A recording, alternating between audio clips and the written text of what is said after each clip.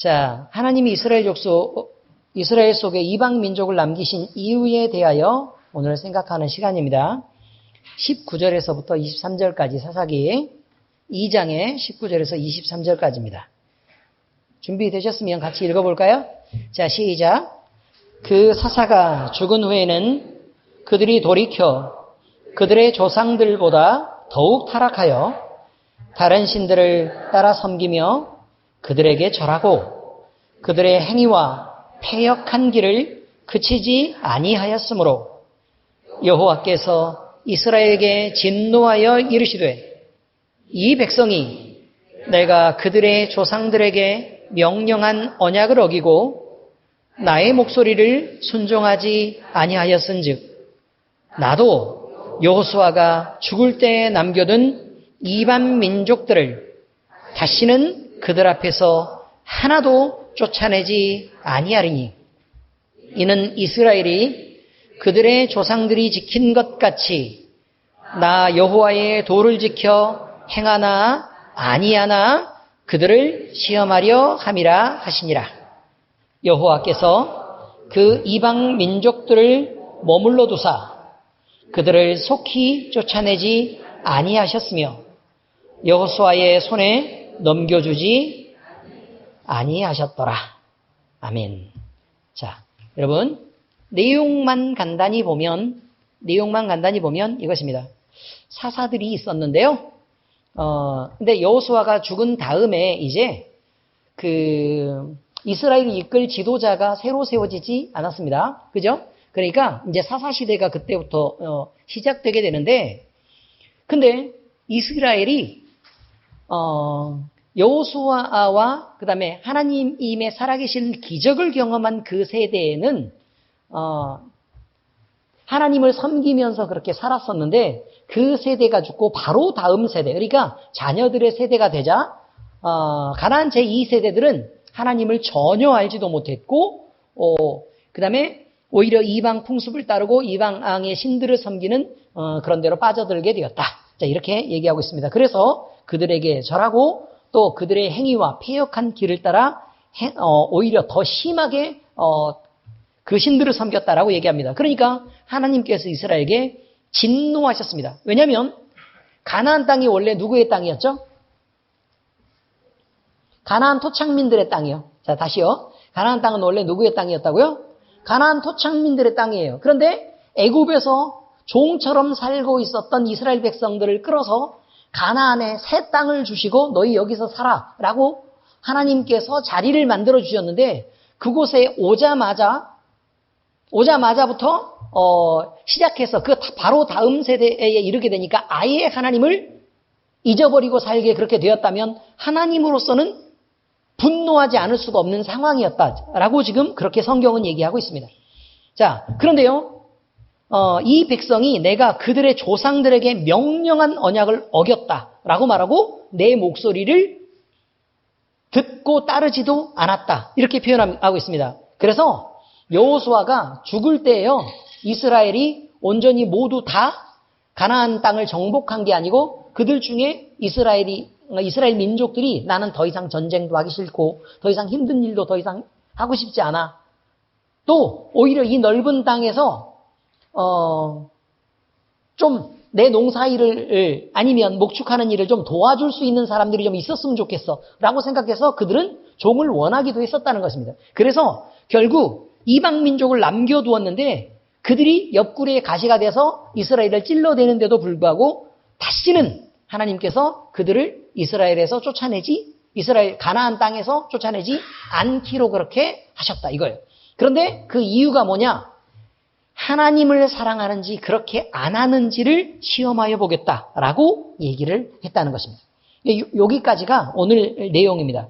자, 그리고 늘 여러분들은 눈치를 채셨겠지만 설교는 이렇게 되어 있습니다. 설교 내용을 먼저 한 가지를 보고 이것에 대한 영적 의미들에 대한 해석이 있고 또 다른 또 내용을 보고 또 영적 해석이 있고 이런 방식으로 제가 설교를 하고 있다는 걸 여러분들이 기억하시고 그렇게 들으시면 좀 더 편하겠습니다.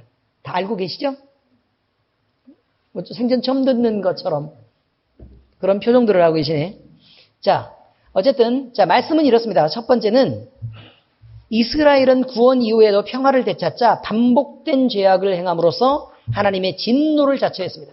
자 그러면 일단 생각을 한번 해봐요. 여러분이요 누구를 데리고 왔어요. 누구를 데리고 왔는데 누구를 데리고 왔냐면 그냥 어디 가서 여동생이 하나 있는데 그러니까 내 부모님 아래서 나도 있고 내 여동생도 이게 같이 자랐는데 이제 성인이 돼서 오래 살다 보니까 나는 부자로 잘 살게 됐고 그 다음에 내 여동생은 좀 못 살게 됐다 그 말이에요. 그래서 사정이 되게 어렵고 힘들게 됐어요. 그죠? 그럴 때 내가 재산도 주고 땅도 두고 집도 사주고 이렇게 해가지고 데려다 놨단 말이에요. 가까이에다가 그렇게 데려다 놓고 그 다음에 직장도 잡아주고 또 먹을 것도 어려울 때 직장 못 잡고 또 어려울 때는 먹을 것도 공급해주고 가서도 청소도 하고 도와주고 뭐 이렇게 해서 다 이렇게 살게 해줬다 이런 말이죠. 만약에 그런 상황이었는데 시간이 좀 한 3년쯤 지나고 나서요. 그러니까 한 3년 정도면 다 잊혀질 때쯤 됐죠. 우리가 베푼 모든 고마움이 다 잊혀질 때쯤 됐죠. 그렇게 돼가지고 내가 조금 자기한테 말을 좀 섭섭하게 했는지 어쩌는지는 모르지만 애가 내 얼굴을 봐도 막 모른 척하고 막 기분 나쁘게 막 하고 뒤에서 내 흉보고 다니고 고마움을 전혀 모르고 만약에 인생을 그런 식으로 살고 있다. 이거예요 이제. 자 그렇다면 여러분은 그 동생에 대해서 어떻게 생각을 하시겠습니까? 어떻게 할까요? 지금 제 얘기를 잘 못 들으셨어요? 약간 졸려가지고. 다시요. 이 밤에 예배를 드리는 것도 사실 나와주는 것만 해도 저는 대단히 감사하고 고맙고 또 여러분의 열심이 대단하다고 사실 생각을 하고 있습니다. 예? 갑자기요? 갑자기 분이 난다고요? 너무 열받을 것 같죠? 그렇지 않습니까? 그리고 나서 무슨 생각이 들겠어요? 지가 누구 때문에 지금 이렇게 살고 있는데 라는 생각 들어요 안 들어요? 들겠죠? 어떻게 지가 나한테 그럴 수 있어? 라고 생각을 하겠죠? 그렇지 않습니까? 그런데요 하나님도 똑같은 일을 당했다고 말합니다. 지금 이것과 똑같은 일을 당했다고 얘기합니다. 그래서 이스라엘을 애굽의 종되었던 땅에서 구해서 자손 대대로 먹고 살만한 땅들을 주었는데 그 땅이 보통 땅이 아니라 젖과 꿀이 흐르는 가나안 땅을 주었다라고 얘기합니다. 그러니까 너무 좋은 땅을 받은 거예요. 그리고 실제로 여러분 그 팔레스타인 지역을 가보면요. 아니 안 가봐도 알 수 있어요. 안 가봐도 자 이렇게 돼 있죠. 여기가 지금 아시아 지역이 이렇게 있습니다. 아시아 지역이 여기 있어요. 됐죠? 아시아. 그 다음에 이게 대해가 이렇게 있는데 여기 아래쪽은 아프리카. 여기 이렇게 대해 옆쪽으로 넘어오면 소아시아를 거쳐서 어디로 넘어와요? 유럽으로 이렇게 넘어오는 거예요. 그런데 여기에 아시아의 끄트머리예요. 끄트머리에 이렇게 세로로 이렇게 뭐가 붙어 있냐면 가나안이 붙어 있는데 이쪽은 다 뭐냐면 사막이에요. 이게 뭐라고요?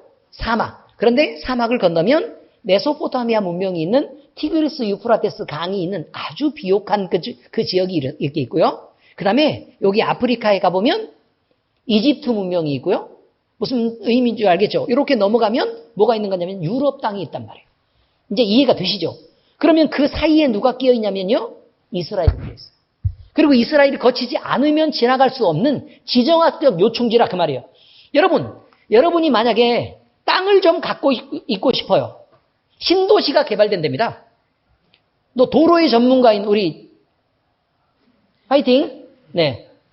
자, 그러면 여러분 자, 상가가 이렇게 개발이 되는데 한 중심에 있는 노른자 땅을 갖고 싶어요? 아니면 길가에 있는 땅을 갖고 싶어요? 아니면 사거리에 있는 그 땅을 갖고 싶어요? 한 가운데 노른자 땅을 갖고 싶어요? 다시요. 아니 왜냐면 여러분들이 너무 가난해가지고 부동산을 안 가져봐서 그래요 지금. 자 다시요. 부동산에 대한 개념을 좀 알아야 돼요. 그러면 다시 말씀드릴게요. 우리 집 옆으로 우리 땅이 맹지이길 바래요? 아니면 길이 없는 맹지이길 바래요? 우리 땅 옆으로 큰 길이 있기를 바래요? 큰 길과 번화가가 있기를 바라죠. 자, 이걸 힌트를 드린 거예요. 다시 질문할게요. 상가가 큰 덩어리 땅이 이렇게 조성이 된대요. 그 한가운데 노른자 땅을 갖기를 바래요? 아니면 길가 쪽을 갖기를 바래요? 아니면 사거리 귀퉁이를 갖기를 바래요? 어디가 제일 비싸요? 노른자가 비싸요? 그럼 노른자 하나 드세요.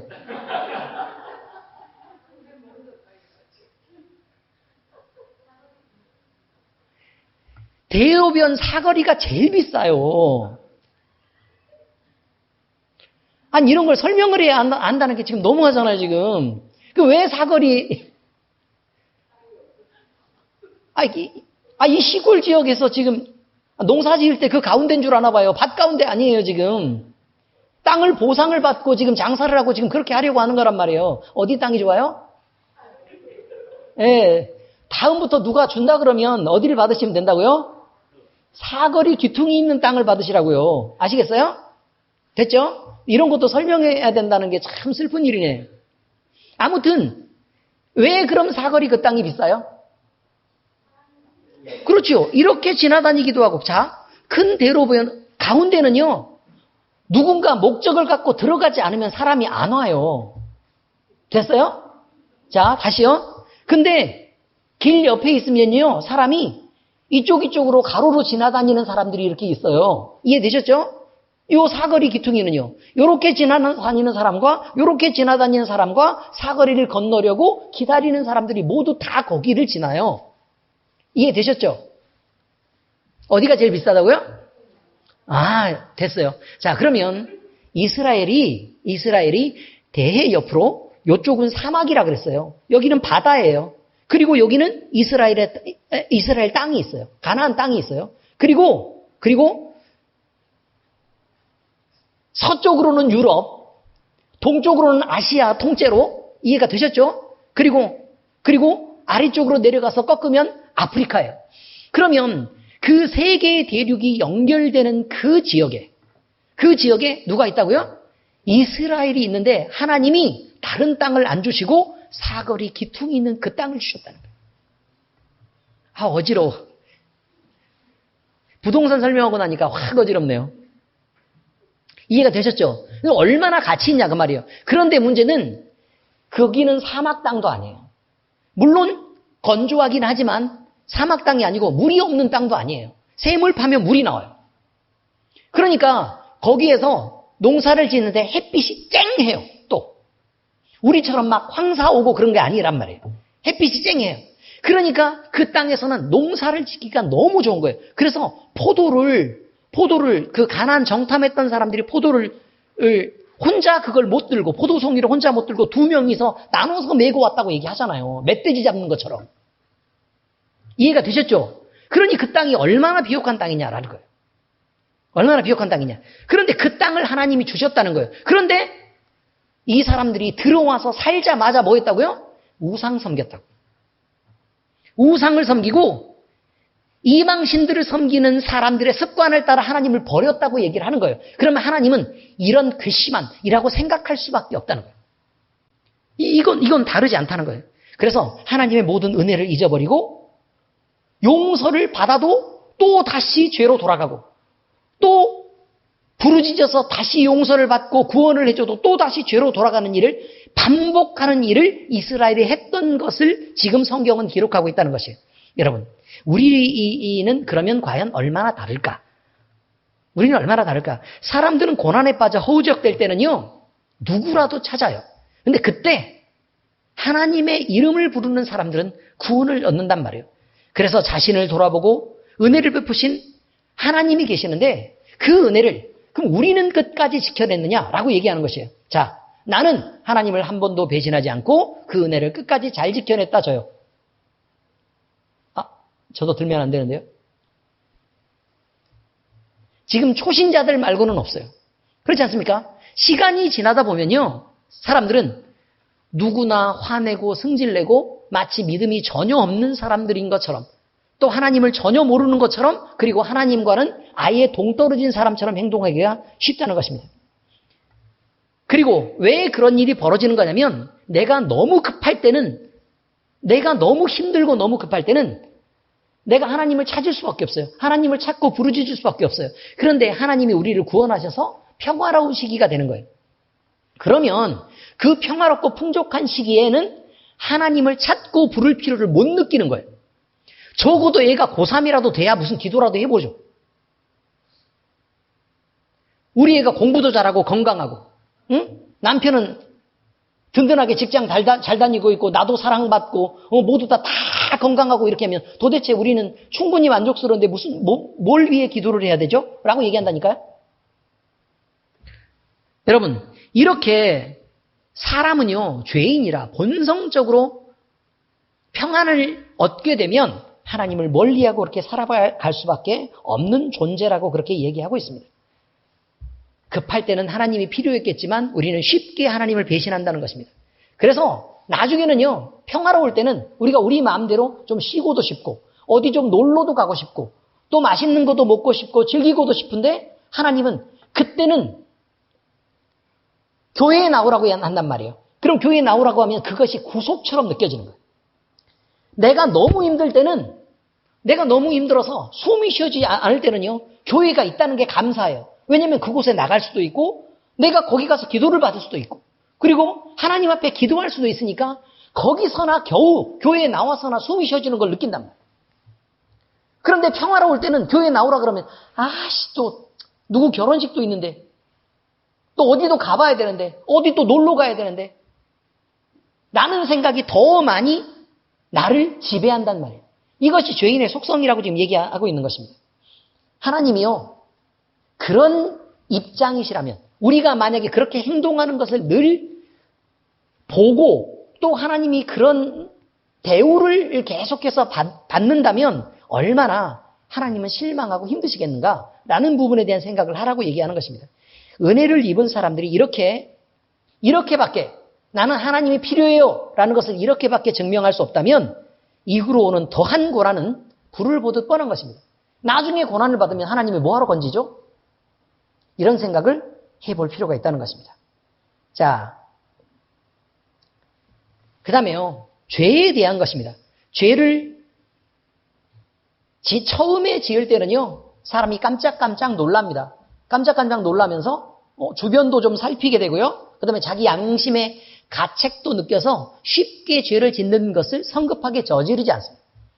그런데 한 번 죄를 지었는데요, 하나님이 당장 날 죽이지 않았어요. 그리고 내 주변을 돌아봐도 별일도 일어나지도 않고 그냥 괜찮았단 말이에요. 자, 그러면 다음번에 또 죄를 지을 때에는 그럼 이번에는 혼날까? 그래서 또 움츠러들었어요. 그런데 그때도 하나님 혼내지 않았어요.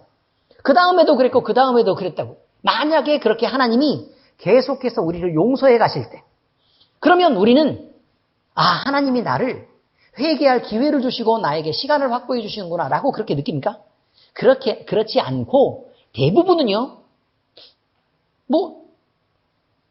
굳이 하나님이 이러신다면 내가 죄를 굳이 짓지 않을 필요도 없겠네라고 생각하는 경우들이 많다는 것입니다.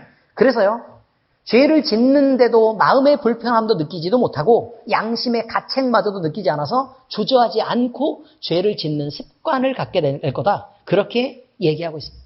성경은 그렇게 말하죠. 베드로후서 2장 22절 같이 읽겠습니다. 시작. 참된 속담에 이르기를 개가 그 토하였던 것에 돌아가고 돼지가 씻었다가 더러운 구덩이에 도로 누웠다 하는 말이 그들에게 응하였도다. 여러분, 왜 토했겠습니까? 개가 먹은 것을 왜 토했을까요? 속이 불편하니까 토했을 거 아닙니까? 왜 불편해요? 내 몸에 나쁜 것이니까 그렇게 됐겠죠. 그죠? 자, 그러면 죄도 마찬가지란 말이에요. 우리에게 들어오면 그 죄가 우리 안에서 역사하는 건 대부분 해로운 것들입니다. 그러니까 그것을 토해낸다는 거예요. 아프고 힘이 드니까 토해냈어요.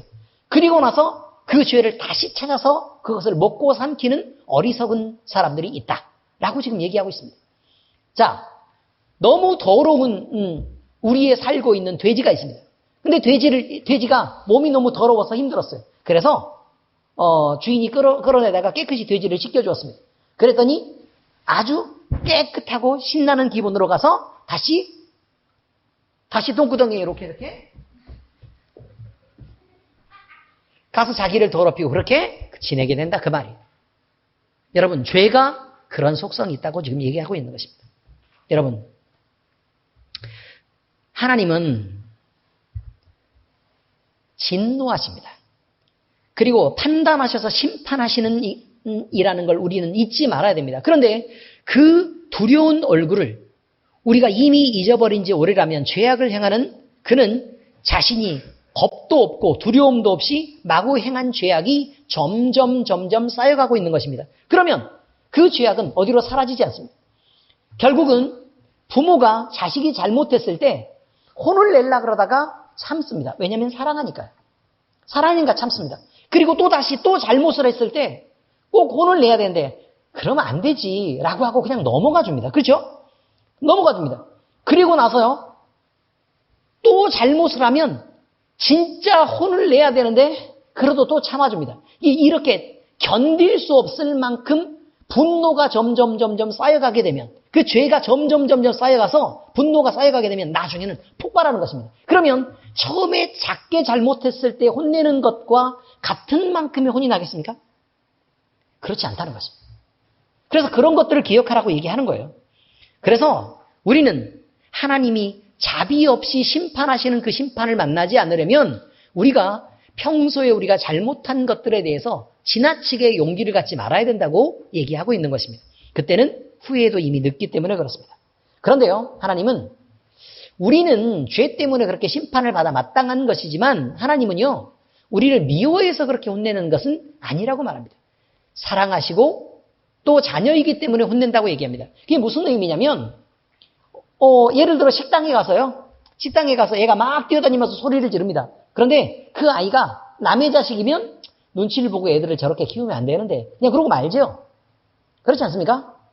또 목욕탕에 가가지고 막 첨벙거리고 막 이렇게 다니고 소리를 지르고 막 이렇게 하면 꼭 조용히 시키고 싶은데도 그냥 부모가 알아서 가르치겠지라고 조용히 참고 지나가지 않습니까? 말 한마디씩 하시는 분들 계십니까? 웬만하면 안 하죠. 왜냐하면 아버지가 쌈을 잘하게 보이면 더더욱 말을 아끼게 됩니다. 그렇지 않습니까? 자, 그런데 문제는 이것입니다. 문제는 만약에 내 자식이 거기서 그러고 있다. 그럼 여러분은 어떻게 하십니까?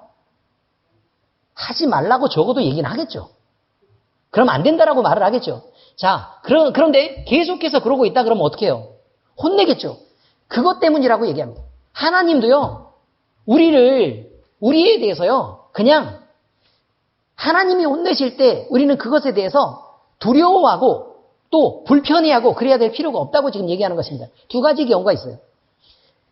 예를 들어 하나님을 모르고 부인하는 사람들이 하나님 앞에 잘못을 계속 행하고 있다. 그러면 하나님은 부모가 아닌 사람이 바라보는 것처럼 그들을 방임하고 방치한다고 로마서에 나와 있습니다. 그들을 그냥 가만히 두는 거예요.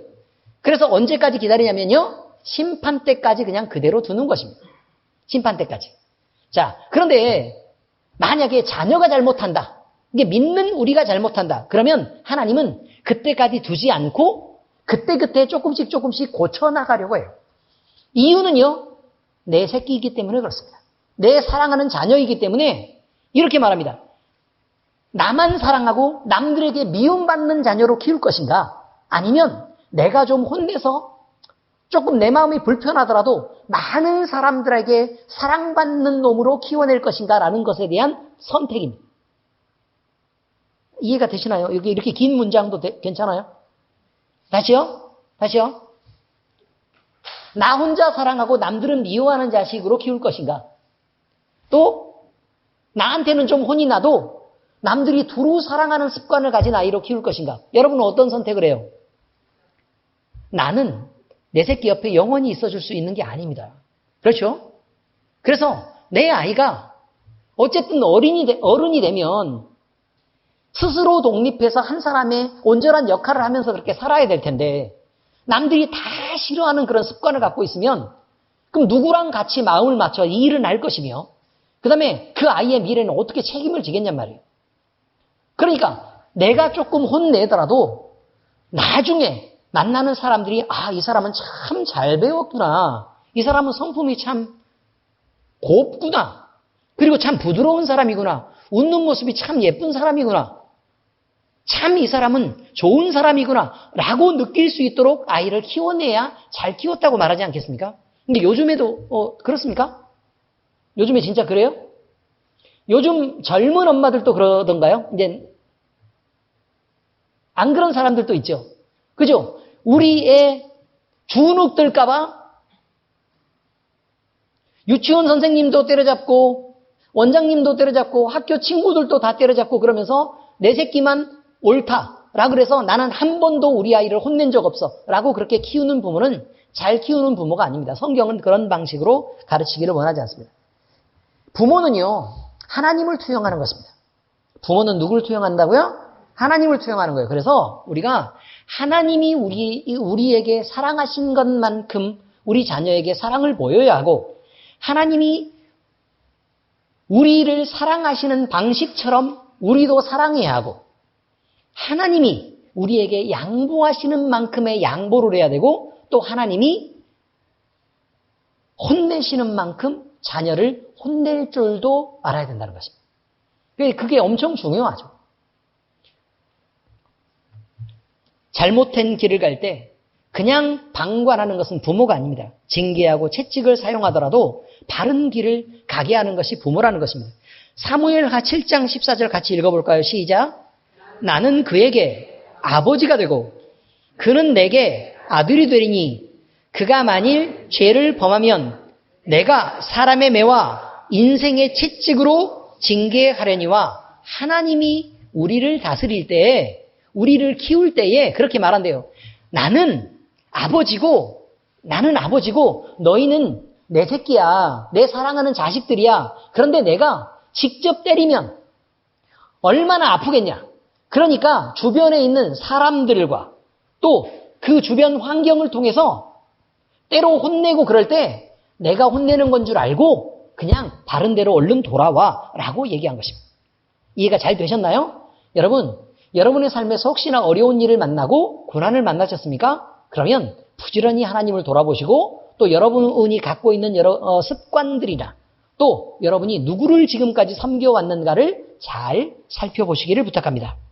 자, 그런데요, 미련한 인생은 하나님의 사랑의 매를 맞을 때에 대부분은 그 의미를 깨닫지 못하고 늘 고난을 당한다고 말합니다. 제가요, 어렸을 때 아버지한테 많이 맞아봐서 합니다.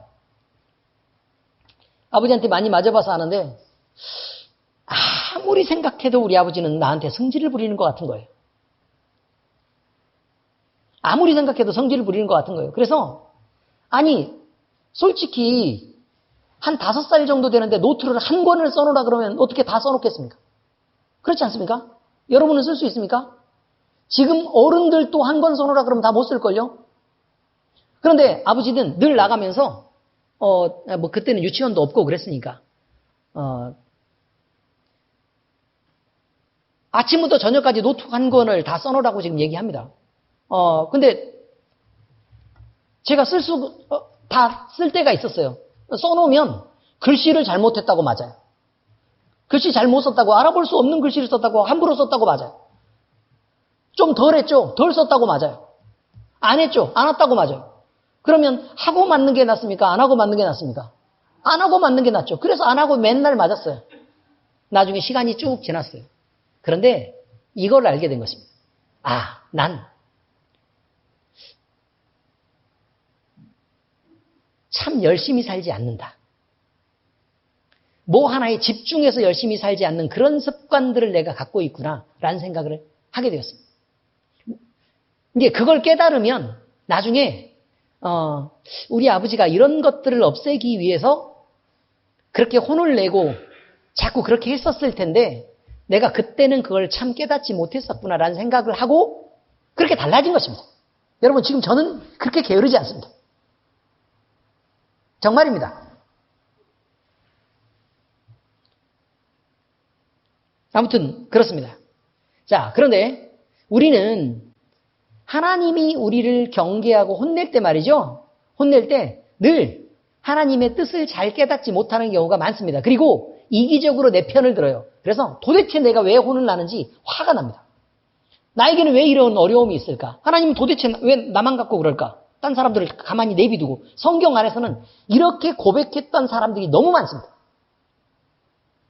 도대체 왜 의인은 고난을 받아야 됩니까? 아니 악인들도 저렇게 형통하고 잘 사는데 도대체 그게 말이나 됩니까? 라고 하나님 앞에 따지면서 불평을 했던 사람들이 많다는 거예요. 자, 그렇게 많다는 것은요, 우리 역시 그렇다는 것입니다.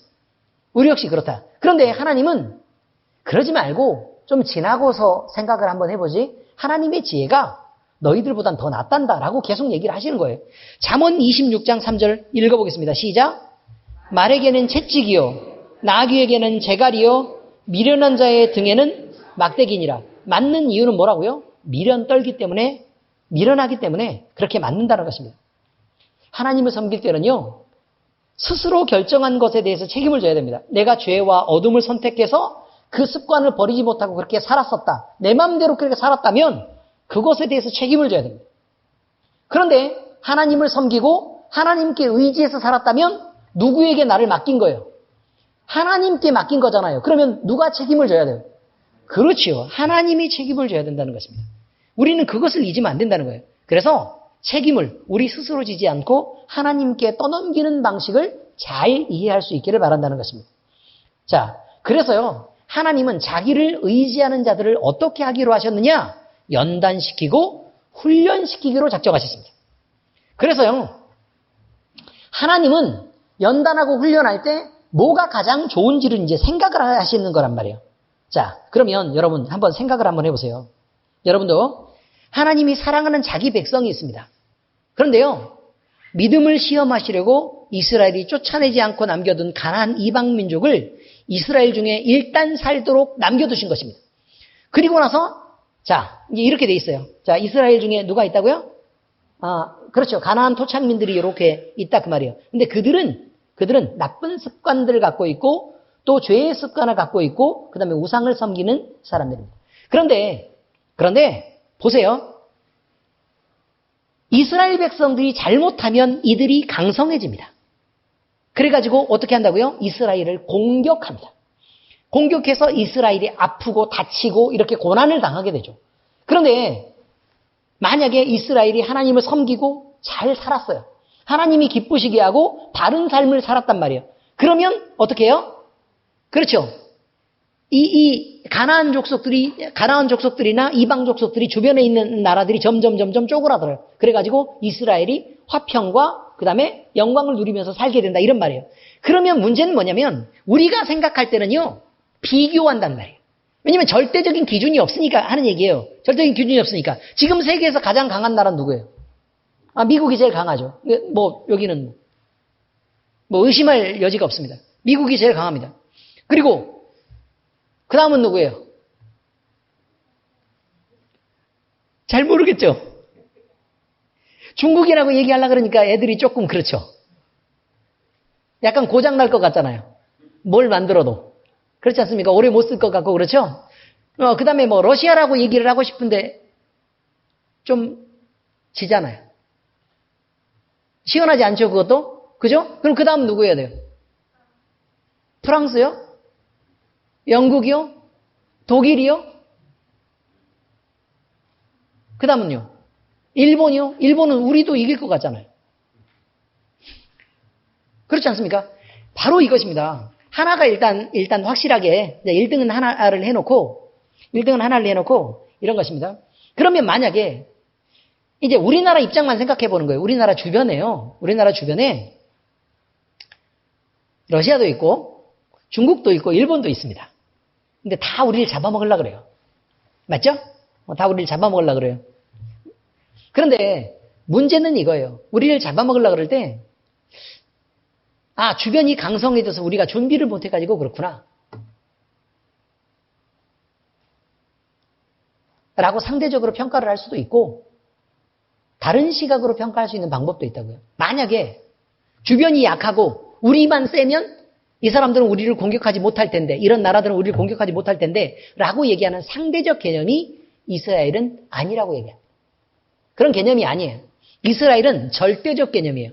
어떤 절대적 개념을 갖고 있는 거냐면 자, 이스라엘이 있어요. 그러니까 자기들이 고난을 받거나 아니면 평화를 누리거나 이것들은 누구에 의해서만 결정되는 거냐면 주변에 강대국이 얼마만큼 전쟁을 잘하고 강한 나라가 나왔느냐에 의해서 결정되는 것이 아니라고 얘기합니다. 성경.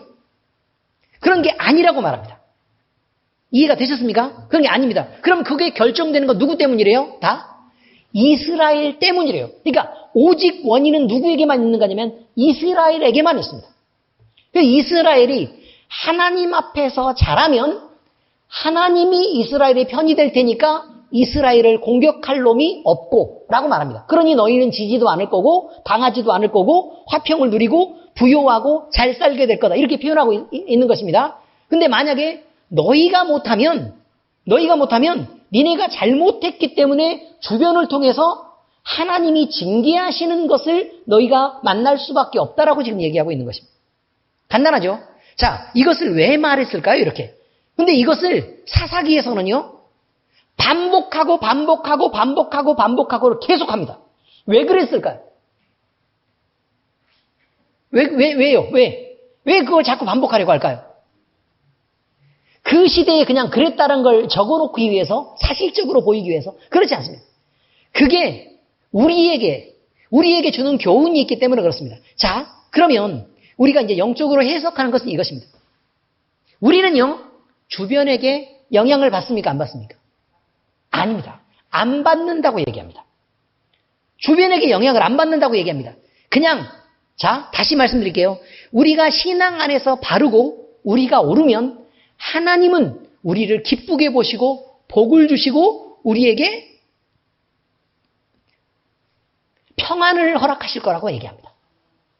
그러니까 우리가 신앙 안에서 바르면요. 그래서 우리는 넉넉함을 누리게 될 것이고 건강할 것이고 형통한 복을 누리게 될 것이라고 얘기합니다. 이해되셨어요? 그럼 우리가 나쁘면요. 우리가 하나님을 배신하고 떠나고 세상을 찾고 즐기고 그리고 우리 마음속에 하나님 두기를 싫어해서 하나님을 밀어내면 그때는 어떻게 하죠? 남들이 다 잘 나가도 아무 상관없이 우리는 망할 거라는 것입니다. 왜요? 하나님이 우리를 치실 테니까. 그거를 전해주기 위해서 사사기가 있는 것입니다. 그걸 전해주기 위해서. 그러니까 자 여러분 우리 이 교회를 보십니까? 많은 교회들이요. IMF 때 거의 15,000교회가 문을 닫았답니다. 네? 엄청나게 많은 교회들이 문을 닫았어요. 우리 교단 내에서 지금 얘기입니다. 그리고 실제로 성도들이 큰 교회들도 자기들은 70% 남았다고 얘기를 하는데 실제로는 그만큼이 맥시멈 잡았을 때 70%라고 얘기합니다. 그러니 얼마나 문제가 있겠습니까? 그런데 그 원인을요 뭐로 돌리고 있는 거냐면 코로나로 돌리고 있습니다. 그럼 성경을 안 읽어본 거예요. 이분들은. 하나님은 뭐라고 말씀하고 계시냐면요. 너희들이 평소에 그리스도인으로 살았어? 그리고 모범적이었어?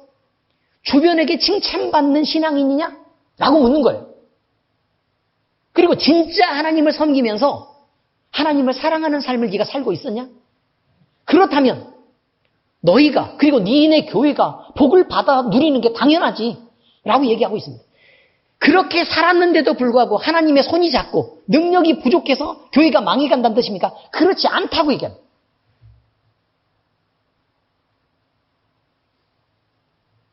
그렇지 않다고 얘기해요.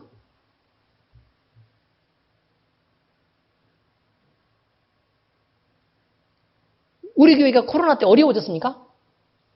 아니죠. 어떻게 됐어요? 그때 오히려 부흥이 됐죠. 여러분, 이것은 우리가 갖는 자랑이 아닙니다. 우리가 갖는 자랑이 아니고 그냥 성경 말씀을 우리가 간신히 지켰더니 하나님께서 우리를 보장하시고 보호하신 일에 대한 결과입니다. 왜 이걸 보여주셨을까요?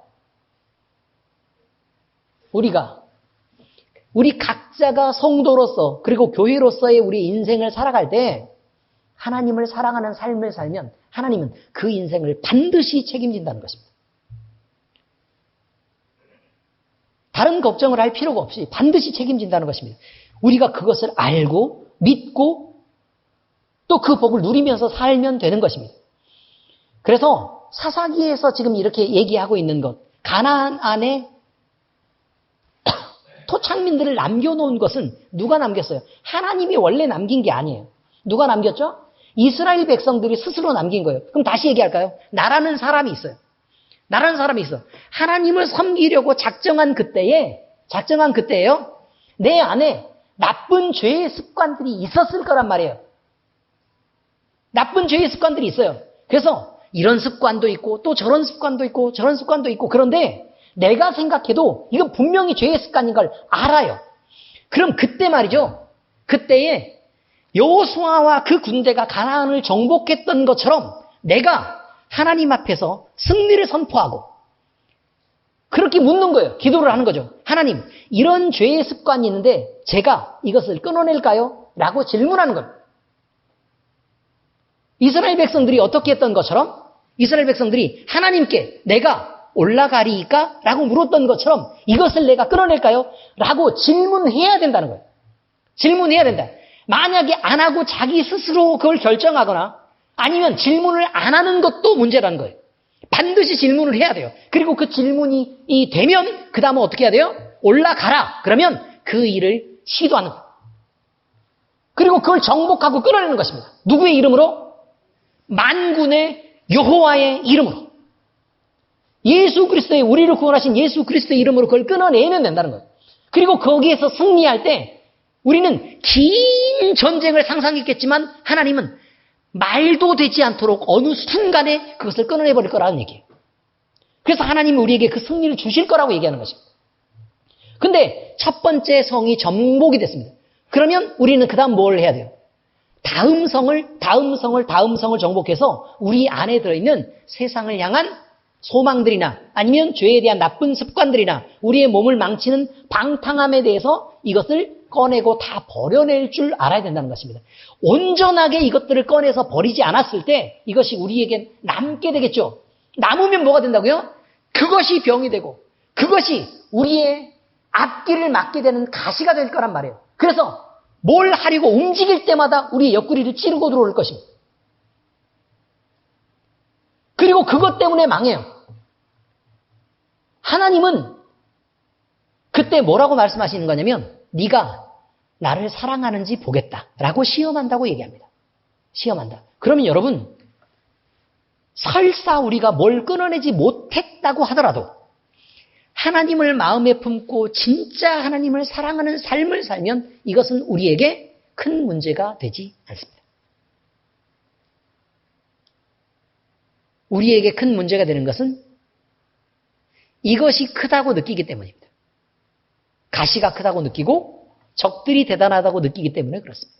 그리고 우리가 세상 습관으로 빠져들고 나쁜 습관, 버려야 되는 습관들을 여전히 유지하고 있기 때문에 그렇습니다.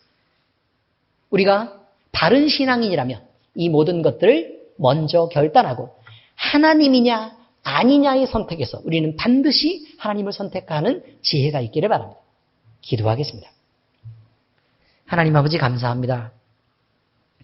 우리의 삶에서 여러 선택의 순간들이 있을 것입니다. 그런데 우리는 그동안 세상을 향한 우리의 마음속의 소망들을 감춰놓고 마치 하나님을 선택하는 것처럼 거짓을 하나님 앞에 고해왔습니다. 우리가 이렇게 감춰온 나쁜 습관들이 우리에게 가시가 되고 또 우리에게 올무가 되어서 우리의 발목을 붙잡고 우리의 옆구리를 찔러 들어오며 우리를 하나님으로부터 멀어지게 하고 우리의 영혼을 망치게 되는 결과로 이것들이 다가오는 것을 우리는 이제 알게 되었습니다. 아버지 하나님, 하나님을 섬기려고 우리가 작정하고 우리가 가나안 땅에 들어갈 때에 이제 우리의 삶에 죄의 습관들을 모두 다 끊어내고 세상을 향한 소망들도 모두 다 끊어내며 방탕한 습관들도 모두 다 우리 몸에서 제하여 버릴 수 있도록 하나님이 우리에게 용기를 주시고 싸울 힘을 우리에게 허락하여 주시옵소서.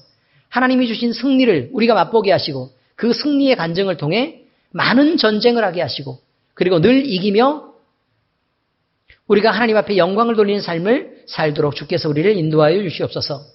우리에게 하나님을 사랑하는 마음을 주시고 우리가 하나님을 사랑할 때는 주의 사랑을 우리에게 베푸시며 우리에게 영육간에 잘 되는 그리고 형통한 복과 풍요가 넘치는 평안과 즐거움과 만족을 우리에게 허락하여 주시옵소서. 살아계신 우리 주 예수 그리스도의 이름으로 감사하며 기도합니다. 아멘. 우리